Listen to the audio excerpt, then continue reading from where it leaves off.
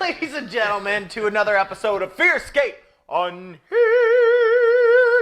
Amazing grace, how sweet the sound. We're going to be talking about religion. Yeah, and you might be asking yourself, how does that relate to the paranormal? We'll get into it. So stick around.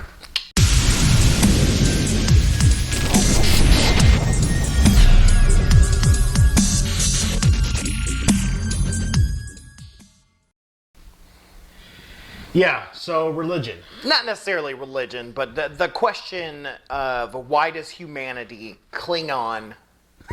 Why does humanity cling on to religion? Why is it a worldwide epidemic, so to speak? Because this is historically... damn near every culture has some sort of religion. Right. In fact, I'm not aware of any culture that was religionless. Yeah, I don't. Like in terms of the past. As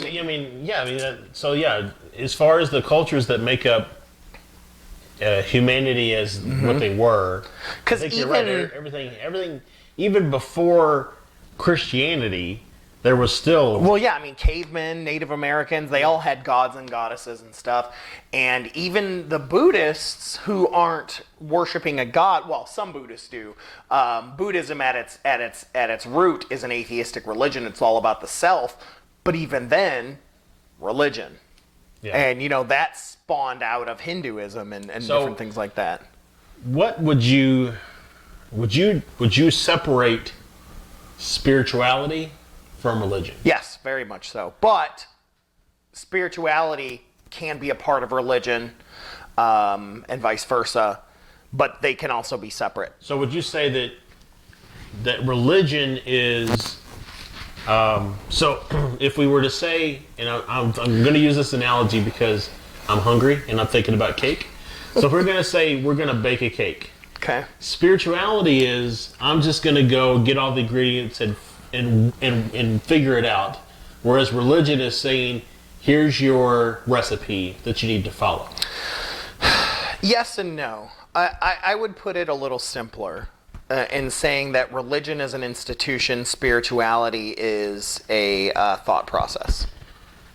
So the exact same thing that I said, just without the word cake. I said simpler. I was going to make it simpler, okay? So you got an easy bake oven, okay? Everything's in a bag. Which don't work anymore because LED bulbs don't put off any heat. No, they don't. So that's what I think. I think religion is an institution itself. It is the house that it sits in. But spirituality, is what some people can have within that religion. And sometimes there are, especially nowadays, there are spiritualists like myself who don't necessarily know exactly what they are. I mean, yes, I'm Wiccan, yes, I'm Buddhist, but there's a lot of me that don't fit into either two of those, right? I fit into a very new age, paranormal, occult type thing as well. So, as do you. So I would say that I, thanks to your help, would align more to like a humanist. Whereas I believe, so those who don't know, humanist is, I think that everything that we need, we have. We don't need another deity. We don't need aliens. We don't need ultra-terrestrials. We don't need extraterrestrials. We don't need intra-extraterrestrial. We don't need minor terrestrials. We have it all. We don't need terrestrial prime. So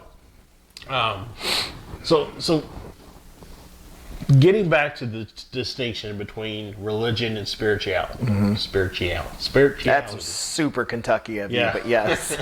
It's funny, I was just talking to my kids about why some people say some words differently. It's all about accent. But anyways, so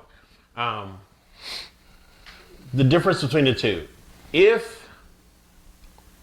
If you were to hear about, for the purposes of most of this discussion, I'm going to use Christianity. Well, of course. Because number one, it's one of the largest religions, and then number two, you and I both have experienced. Correct, and I mean, we're in America. It's 90% of our culture.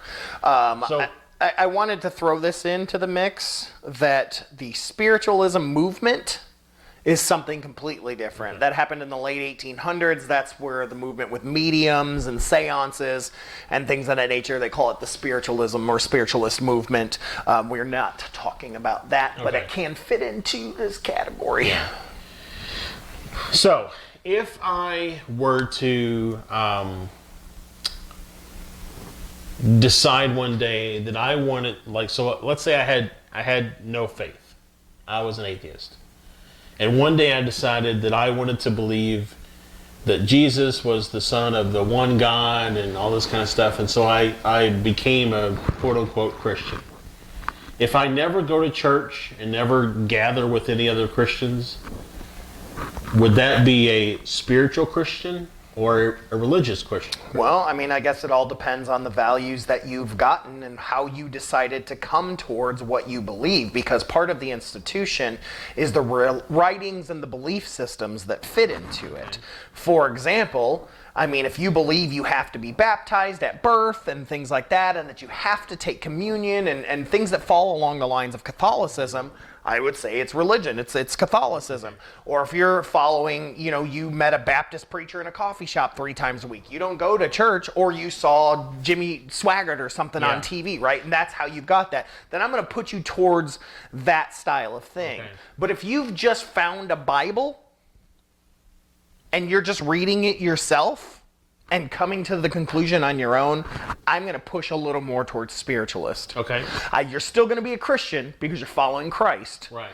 But I would push more towards spirit. And God, boy, I wish I could do a sociological experiment to get someone who's never experienced any religions before and drop that book in front of them and see what they develop out of those writings on their own without somebody else preaching to them and telling them how to interpret it. Yeah, would they focus on the Christ story, or would they focus on bits of the Old Testament? You know what would be really interesting, I think, is if you digitize the book, so digitize the Bible, which it's been done, have an AI process it, and see what determinations the AI... I bet you it's been done, because Google's got AIs reading books and coming up with their own thing. I'm going to be checking that out later, because I bet you it's been done. And I'm not going to lie, some of you Christians out there are robots. Okay, that was awkward. Still, though, robots. Yeah. Not just Christians, but I know some of you that just go to work, go to church, go to Bible study, go to work. That's what I mean by robots. Yeah. Well, I call those people sheep. Same thing, sheeple. Yeah, sheep or lemmings. Lemmings, yeah. Lemmings is a good one. So when my kids went to preschool, they went to a preschool at a church. Oh, I remember that, yeah. And one of the songs that they used to sing was, "I Just Want to Be a Sheep." And I hated that song. Oh, are you kidding me? So I would twist the words a little bit, and I would say, "I don't want to be a sheep. I want to be a free thinker. I don't want to be a sheep." Yeah, it's like, who wants to be a sheep? I mean, you're leading them. The sheeps get slaughtered, and they just follow. Well, so the whole idea that people, I guess, are okay with just accepting that there are things that they can't understand. So it's like they have 2 buckets, if you will. And I'm sorry if I'm offending anybody. Say bucket. It's like Mr. Bucket. Yeah. Buckets of fun. Yeah. Don't put your balls in his mouth. So, 2 buckets. One bucket is everything that they're willing to try to uncover or understand the answer to. And the other bucket is everything that God does. Right. And so it really bothers me a lot of times that people will come along and say, I don't need to know the answer to that because I just know God put it there, or God made it happen, or God did this, or God did that, or so on and so forth. And so it just, again, with a lot of the stuff that we talk about on the paranormal realm, it's just, I was thinking the other day actually, and actually my wife said it, and what made me think about it is, if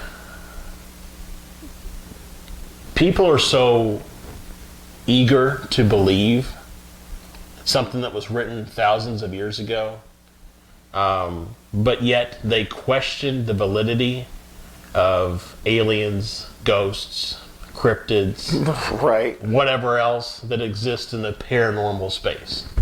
Well, even what's funny is psychics and prophets, things that are actually in the Bible as well. Right.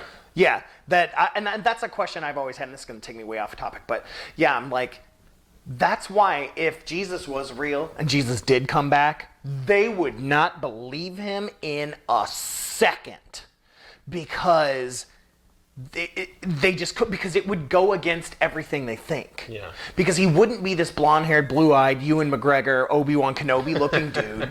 He would be hanging with prostitutes and the LGBT community and Muslims and everybody trying to unite people. And he would be seen, for example, all the people that have showed up and said they were Jesus coming back. They were like, you're a liar. Right. Which is what happened to Jesus, essentially, in the Bible, was that he was, they were saying he was the Messiah, and they were saying, no, he wasn't. Right. And the same thing would happen now. But one thing I wanted to mention, since I got off topic there, was one time I asked our old pastor, Pastor Steve. Okay, this is after I was Catholic and I became Southern Baptist because of these guys. And It's all our fault. and so I have a very interesting upbringing, Catholic to Southern Baptist. But anyways, to Wicca, to whatever. Yeah. So I had a lot of questions, because I had stopped being Catholic for 2 or 3 years at that point and was just trying to find my own way. And I walked in and I had a question for Pastor Steve. I, of course, asked about dinosaurs and things like that, because I was always science-based, and I don't even remember what he said, but I do remember this, is he was talking to me about witnessing. We needed to go out and witness because, if not, people were going to go to hell, yada, yada, yada, yada. And I said, well, what about the people that don't have access? What about those people? What if you live in China and you don't have access to Christianity? Or what if you're in a tribe in some island that... Sure, and I'll get there. That's part of that's part of what I was saying. And so, and he would say, well, television, that's why there's television that's out there. There's books that people drop from airplanes and yada, yada, yada. And that's why we have missionaries. He's like, he said, there is not a soul alive that won't get an opportunity to hear about Jesus. Right? That somehow in the modern world that we live in, and of course that made me go, well, what about the people before the modern world? What about all the Native Americans that lived and things like that? And then he had some, and I said, all right, Steve, here's how it goes. You got a baby. The baby was in an airplane that crashed into the ocean. Well, I don't know where this is going. Everything on that plane burnt to a crisp except for this baby. Somehow the baby floated to shore, to an abandoned island out in the middle of nowhere. Okay? No Bible, nothing made it. He wouldn't be able to read it anyways, because no one would ever have taught him how to read. Yep. There's no crosses, there's nothing. I said, this is an island that is uninhabited, and there are rocky shoals, so people can't even get in there. There are storms all the time, so you can't fly in a helicopter. Bear with me, Pastor Steve. No one is getting to this child. He's raised by orangutans. Does he go to hell? And Steve says to me, well, no, son. He would then find God in things like a mountain. He would see God in the treetops. He would see God in the sunrise. He would see God in the clouds. And he would see Son and his fellow orangutans. See, I thought this was going somewhere else. No, and this is what he told me. And I said, well then, Steve, why can't I then find God in the sunrise? Why can't anyone find God in the tree, or find God in Buddha, or find God in Muhammad? Why then is Christianity the only way? And he asked me to leave his office. Well, I thought where you were going was the whole when you're young, you're without sin, and so therefore. Nope. Okay. Nope. That would have been my. No, that was my whole thing. Is that I'm like, I hated that idea that if you didn't know Christ, you were going to go to hell. And And that idea, that's why we send missionaries, right? Yeah. And I'm sitting there thinking, if he's saying that we find God in other things if we're never presented Jesus, stop sending missionaries. Let them believe what they want to believe. Right. Stop getting into their goddamn faces. Like, that's my problem. And that's when I started questioning stuff. Because that's when I was like, well, if God is real and God can show himself in many ways, why do we put limits on God as Christians? Why do we put limits on God as Muslims? Why do we put limits on God as Jews? Like, why do we do these things? God is so big. It obviously is something, if God is real, is something we've never seen. Right. There is no recorded, like videotape version of God out there. We just have to take the words of someone who wrote a book, Yeah. And it's like, so if God is real, then he's bigger than that. Why would we limit God and say that, oh no, he can only be this or only be that? Like, if God is so amazing and so perfect, why did it take him hundreds of millions of years before he's like, you know what, I'm going to go ahead and send my son? Everybody was not doing so good, or I'm going to go ahead and flood the earth. I kind of mess up. If he's omnipotent, then he knew he was going to mess up. Yeah. Right? So why would he have to flood the earth and kill children and babies? Like, So sorry, whole nother conversation. I applaud your passion. Pastor Steve, I hope you're listening. I applaud your passion. I don't even remember what your full name was. McSwain. McSwain, is that what it is? I think so. Oh, I don't know, but you slept with the secretary. Yeah. Not the horse. No, that's the secretariat. I'm sorry, I didn't realize that was in me. You've been harboring that for a long time. I have been, man. Like, that really pissed me off, man. So, yeah, where do we go? Where do we go from here? No, but I mean, that's just people cling on to that religion aspect, and that's where it comes down to. Because, and to wrap this all back up, is that the reason I think that people have religion and always have is because they don't know how to explain things. Yep. And so they put something bigger than them as a placeholder. Yep. For example, when your ancient civilizations saw the sun and saw sunset and saw that the sky was on fire, and they thought, oh my God, it's going to consume us if we don't please the gods. Right? And that's where that came from, or the sky people and things like that. That's how that explained weather and the stars moving and the moon moving and things like that. Eclipses or eclipsi, I guess would be the Ecoply. Or how do the UK people in UK say aluminum? Aluminium. Aluminium, yeah. Aluminium. But that's why I think it's placeholder. So yeah, I mean, I think you're right, and it's anything that couldn't be explained was chalked up to gods, whatever the case may be. I was thinking about you're talking about the civilizations that may not have had a religion. Sure. The Samaritans. Did they not? I don't recall. That's where a lot of the whole ancient astronaut theory originates with Samaritans. And so I'm wondering if Samaritans... Well, and then we get into ancient astronaut theory there. I mean, that's the whole Chariots of the Gods is describing ancient gods as being ancient astronauts, being something larger than them that came down. And that's why you see a shift in the style of gods from the sun itself being a god and the moon itself being a god to humanoids being gods. Yeah. So I was thinking about this in the car the other day on the way. If you had someone who was, let's say, an atheist, would they be willing to accept ancient astronaut theory?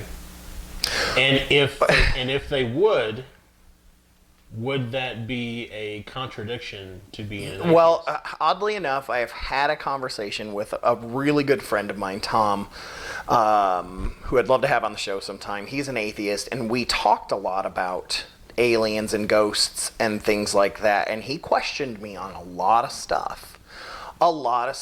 And we didn't have time to really get into it, but essentially what it came down to was, shut up, Tom, I want to believe. Yeah. Like, honestly, yeah, that's what it boiled down to. And you know, and he's big into fantasy and stuff, and I think he's a little more open to, you know, he's definitely open to cryptids and things, and more things he can see as science fact. Yeah. But yeah, it's really interesting. I'd like to expound upon that with him and ask him about that, because, you know, that makes me think of, again, defining the difference between religion and spirituality. Religion is the structure that we were just talking about, the humanoids and the gods and the things like that, whereas religion is what to believe, spirituality is how you believe and how it affects you. That's what I think. Because, you know, when I think of religion, I don't think of meditation. But when I think of spirituality, I think of meditation, though meditation is a part of many religions. Yeah. Right? Because it affects me. It's how I feel. It's that spiritual high that you get. So somebody would say maybe that you can have spirituality without religion, but can you have religion without spirituality? Absolutely. Because you can have people that... well, especially, sheep. Or you look at people that ran the ancient church who were using it for power. Right. You know, I mean, think of the Disney movie Notre Dame, the Hunchback of Notre Dame, of course, the priest there, who he didn't obviously believe in that stuff. Right. I mean, it was just a job for him. Right. Because that was the culture that he lived in, you know. And so, yes, he's a part of that religion, and yes, he practices, but how much of that was just rote? How much of that was just what was expected? Yeah, yeah. So, yes. I think you can have religion without spirituality. So, if we could move to a point in the evolution, if you will, of humanity, where we are more spiritual than we are religious, would that be the dawning of a new age of... This is the dawning of the age of Aquarius. This is what Andrea Perrin was just talking about, okay? Yes, I absolutely believe. And something I wanted to bring up when we were talking to Andrea Perrin, so go back and listen to the damn episode, is she was talking about 2012, December 21st, 2012, the Mayan calendar thing, and that there was, you know, not the end of the world, but the end of an age, right?